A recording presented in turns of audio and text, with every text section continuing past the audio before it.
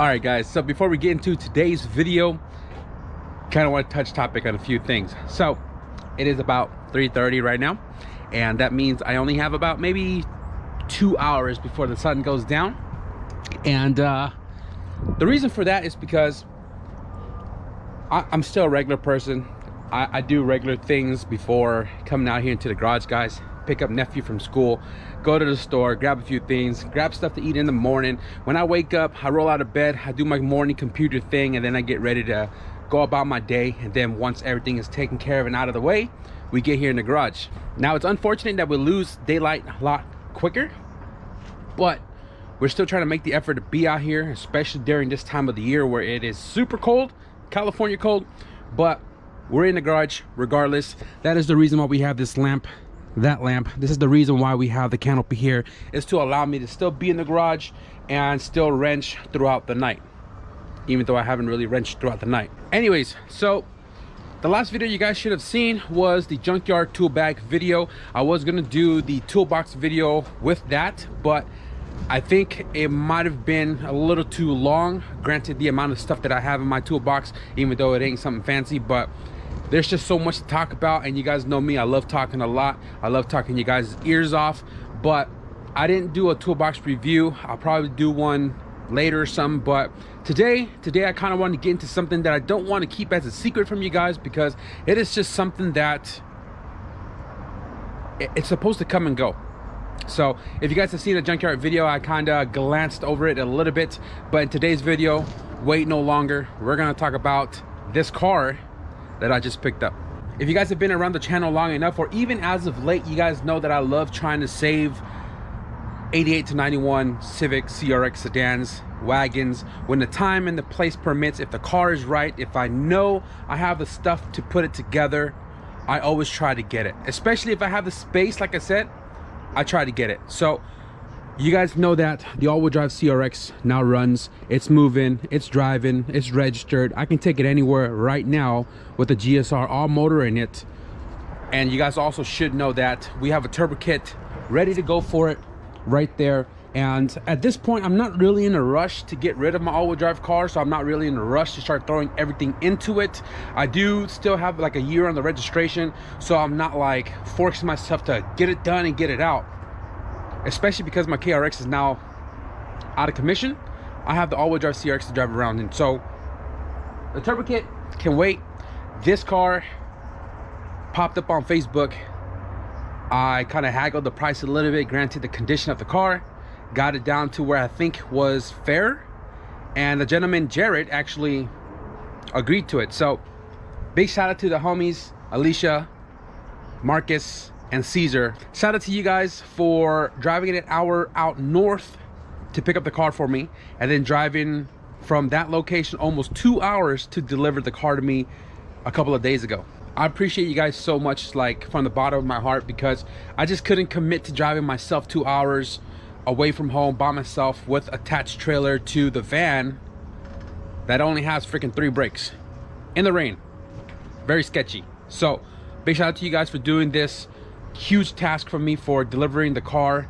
And guys, we have a new build and flip car for the channel. Pull this stuff off real quick.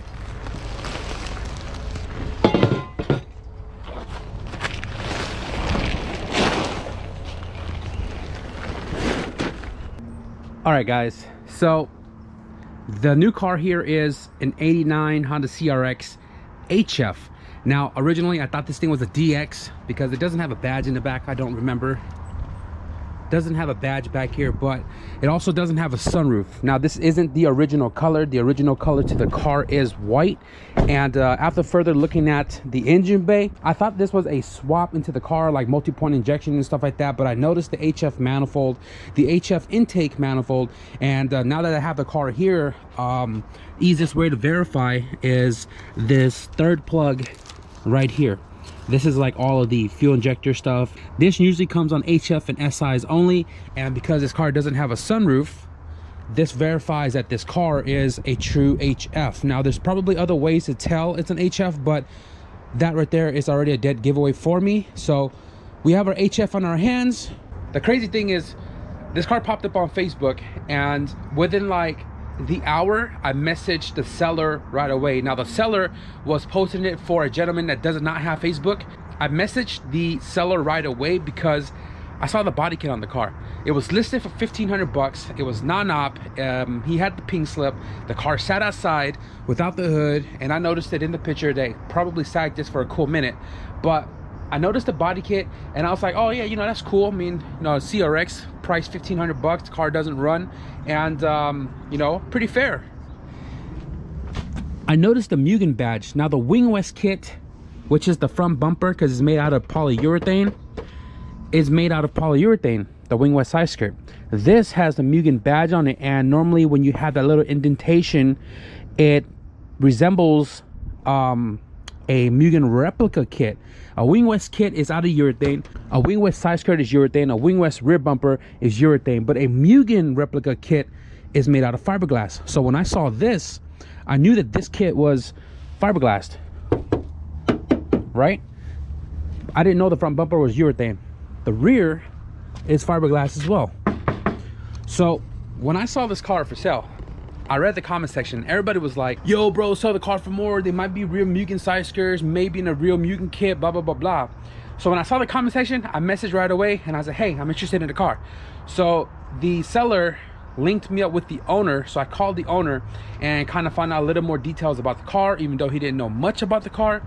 But I wanted the car regardless because I wanted the fiberglass side skirts. Now if you guys know, or if you don't know, my budget H22 turbo CRX, I bought the car for a fiberglass rear bumper, and I've been wanting to put together a Y&S kit, Mugen replica kit, for one of my cars for the longest time, but it's hard to find them in pieces, and I wasn't trying to fork out for a whole entire kit because they are still expensive in the market. So the H22 CRX, I bought it for the rear bumper. I have a fiberglass Mugen front bumper in the backyard. Big shout out to Aaron because he scored that for me in the junkyard years ago. And I was like, yo, this car has fiberglass side skirts, and I wanted to complete my kit, so I had to buy the whole car. So after talking to the owner of the car for a little bit, he agreed to sell me the car for 800 bucks. 800 bucks. We picked it up that same night and got it delivered here to the pad, and I got myself a car for pretty cheap, and I decided that I'm gonna fix it and I'm gonna flip it. What I mean by fix and flip, the goal with this car, I'm gonna tell you guys right now, the goal with this car is to get it back to the original state. That means all the body kit's coming off. I'm not lowering it, I'm not putting rims on, I'm not swapping it. I'm gonna convert this car back to stock by taking off the body kit, cleaning the whole entire interior, trying to find every bits and pieces that I need to get the interior to be completed, even though most of the stuff is there. Engine, I wanted to get it turned on, I wanted to run right. I might change a few things like spark plug wires. We'll get into all of that once you figure out if the engine turns on or not. So this car, like I said, it's no secret, I need to get it done, need to get it out. I can use the funds towards everything else that you guys see here on the channel already that needs stuff to complete. So I just thought it was a good opportunity to save another EF, another CRX, and sell it back to somebody who could appreciate it and also use the funds towards the other cars. The interior is not the greatest, but what I'm most excited about is that it is nearly complete. Now the door panels have been swapped out for a different year because it is black and gray, and it has a CRX I forgot what you call this, insert in the door, where typically base model or HF doesn't have this. I could be wrong, but I know this has been swapped out only because the interior of the white HF comes blue. This is not blue, but regardless, we have door panels, the whole dashboard's here, the whole carpet is super clean, it's all here. Carpet, this right here is from a newer Civic. You can tell by the logo right there. The seats are mismatched. This is a 9091 SI seat from a hatchback. That is the correct seat for this car, 8889 SI, completely torn apart. Not sure what I'm gonna do with that. The whole back compartment is nearly here. We have the back divider, we have the black cargo, we have the storage compartment, a pile of water with no goldfish. Not much back there. Just gonna clean this whole entire car out. That is the goal for this car. Get this interior looking mint again, get the body of the car looking mint again, and when it's all said and done, it's gonna be sold. So I'm not really diving into the cosmetics of the car, the interior and all that in today's video. It is gonna follow up here real soon. But what I want to do today is see if we can turn it on. So the carpet doesn't seem like it has been peeled back before. I'm hoping the ECU, the original ECU, is still in here. I mean, it's completely bolted down with a shield. You can't really see it, but there's a shield back here. So I'm gonna cross fingers the ECU is still there. I mean, the plug feels like it's all still there. So I'm not gonna bother pulling that back.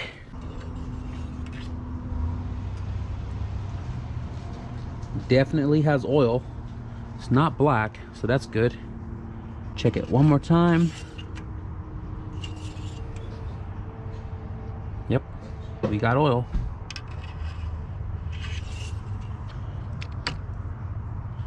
No coolant at all, or water, coolant, whatever.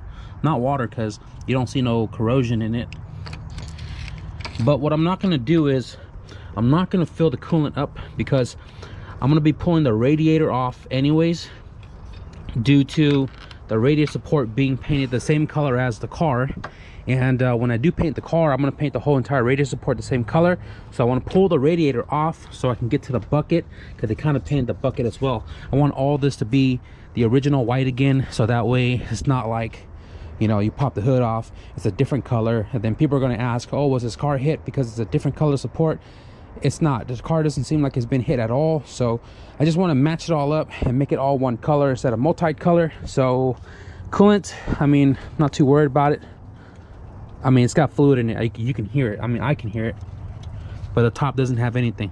So as far as it seems, I mean, everything is here. All vacuum ports are here. The only thing I didn't check is if it has fuel, which the gauge shows literally nothing. But I know Hondas, you can probably put about a quart in it and it'll still turn on. So I think what I'm gonna do is I'm just gonna slap a battery on and see how it acts, see if we can turn it on. Just gonna go ahead and set this into place. Positive, negative. Kind of scary.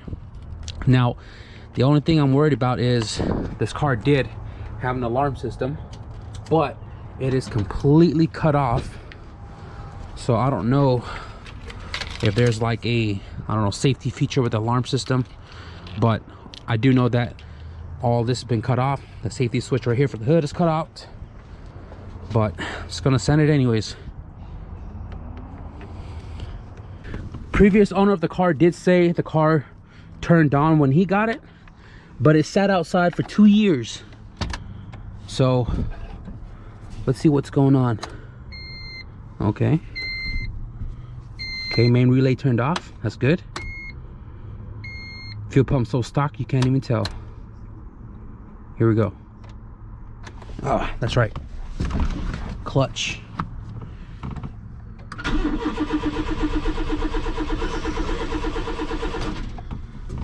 Let me use both feet for this. What is that? Ejectocito. Okay, it does want to turn on. As soon as I let go of the key, it turns off like right away. So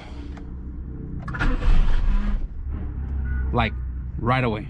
So I don't know if it's like something binding with the crankshaft, or I don't know. Let's try it again. It does not sound good.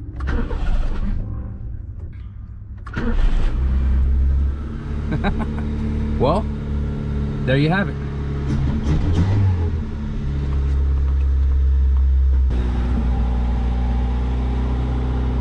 Two years this thing has not turned on, but it sounds really good, I'll tell you that.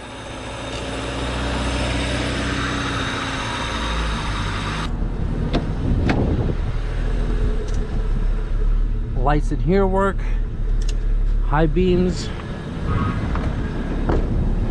tail lights working, license plate lights working.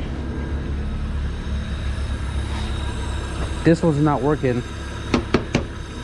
Yeah, it's not. You gotta check the bulb or check the fuse. But high beam, low beam, corner. Try the emergencies real quick.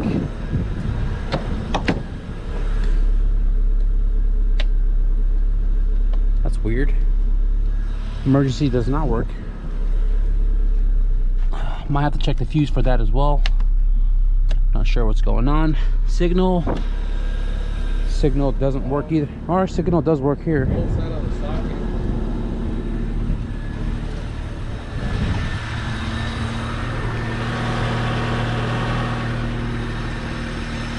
Yeah, that one's not working.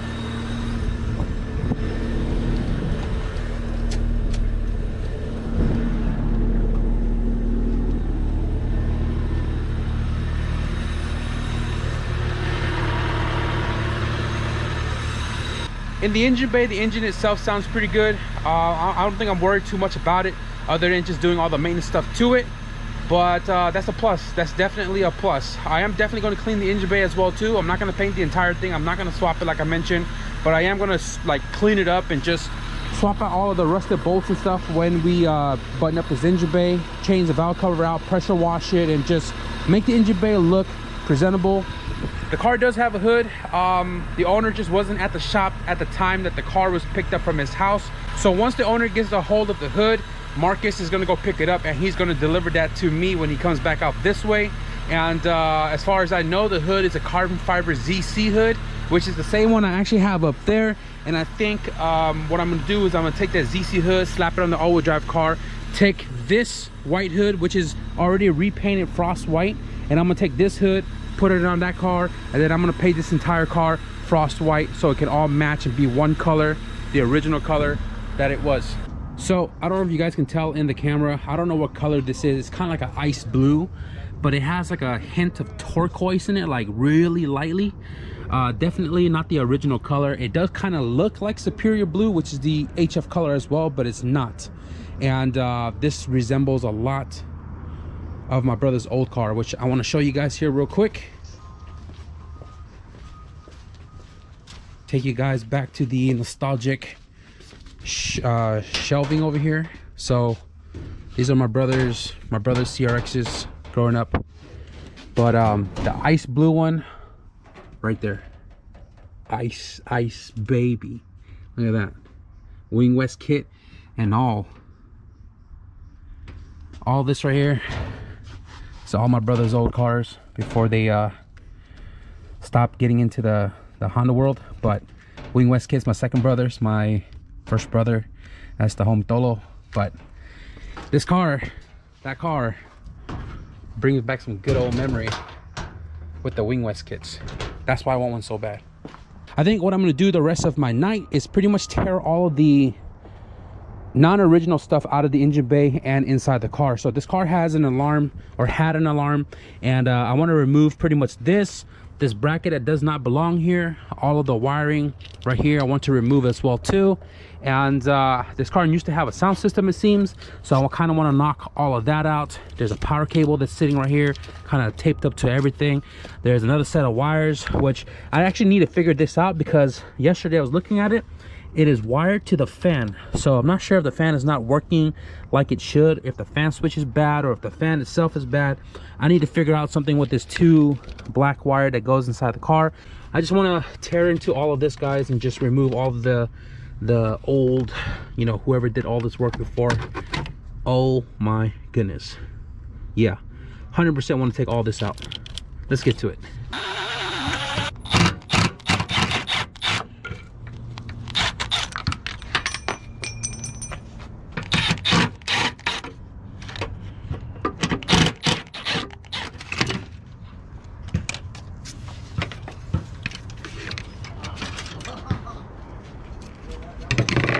Trying to remind myself that the stocker the car is, the faster it will sell. Do not modify this car. Dana, do not modify this car.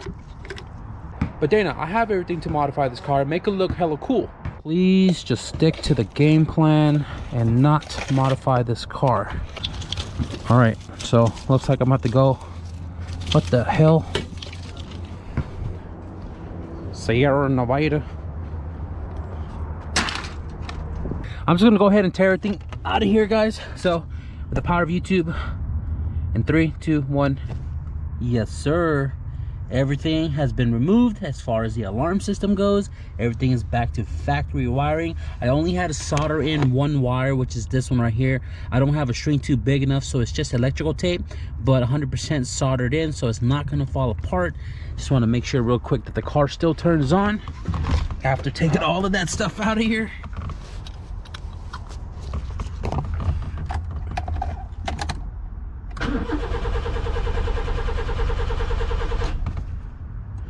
Oh boy. Never mind. We are Gucci taters. Throw this cover back on.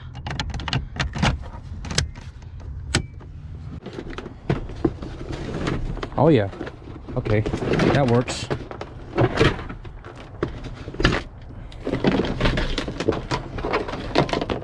All right, who's next? That's out.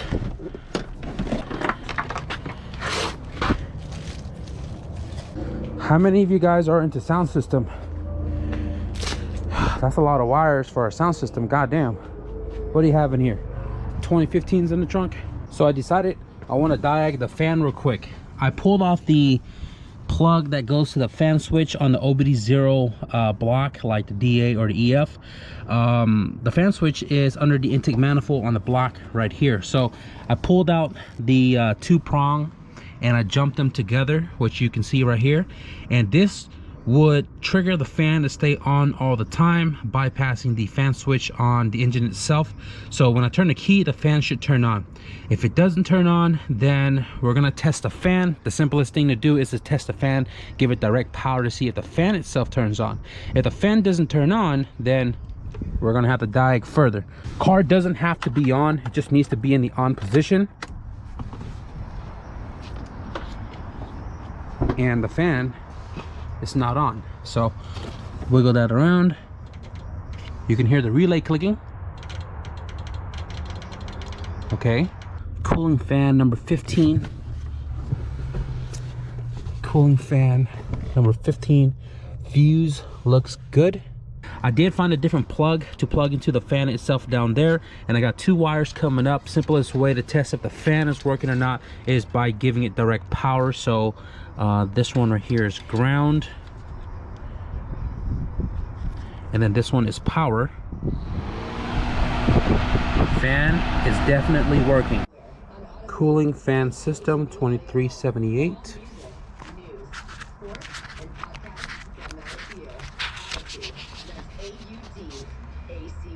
So section 2381, this is to test the relay for the fan, which is located right here in the corner, which is this relay right here. Normally sits like that. And very simple test to see if the relay is bad or good. Remove radiator fan relay on the right inner fender, or the condenser fan relay on the right front bulkhead. So it depends on which one you're testing. This car doesn't have AC. Normally the relay for the AC sits about right here off of this 10mm bolt. We don't have AC, we're not worried about that. There should be continuity between A and B terminal when the battery is connected to C and D terminals. There should be no continuity when the battery is disconnected. So right now the key is in the on position, and that means the system has power right now. We're on continuity right there.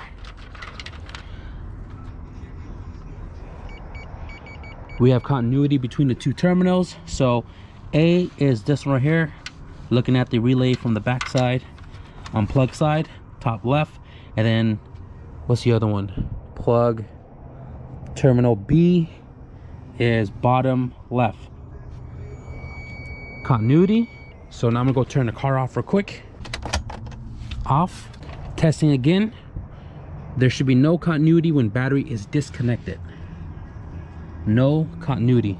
Okay, so hopefully I did that right. Relay should be working like it should.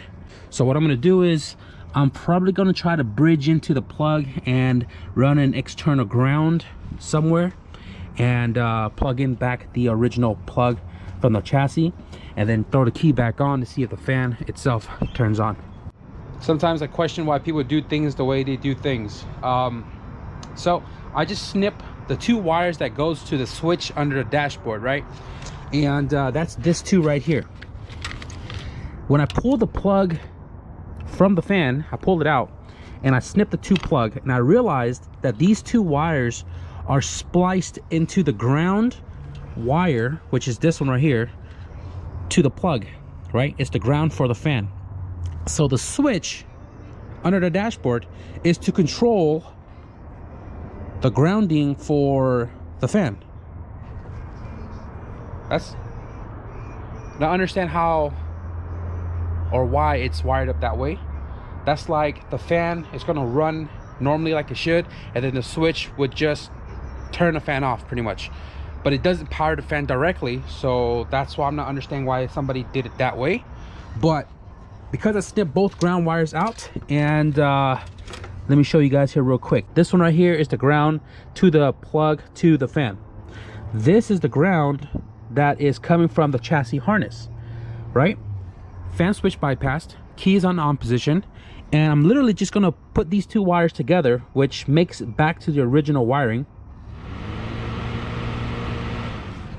and the fan turns on. So literally I just gotta wire the ground back together and test that one more time, plug the fan switch back up, and the fan should work like it should be running from factory.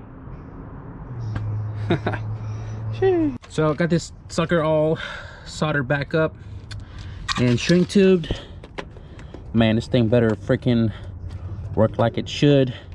Now I can't really test the fan switch until we drive the car, get it up to temperature, and see if the fan kick on, but this is the simplest way to know the system works.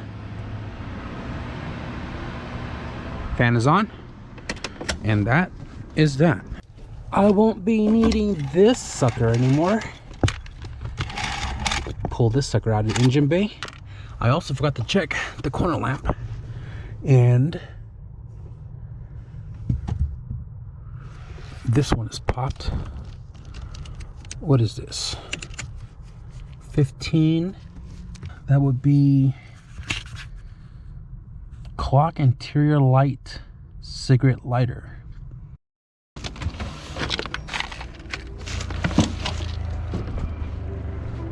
Got the 15 right here going back in. There is no stereo or anything in here. I am going to toss one in here before I sell the car. But interior light, it's not working. High beams off. Oh yes sir, they are working now.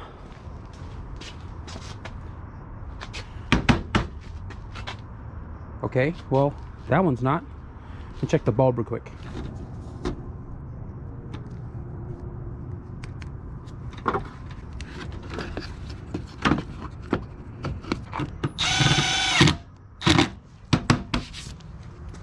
All right guys, so I think that is gonna wrap it up for me tonight here in the garage. The goal was to share you guys the new project, and what I wanted to do today was get the car to turn on, and it fired over. Sounds freaking awesome.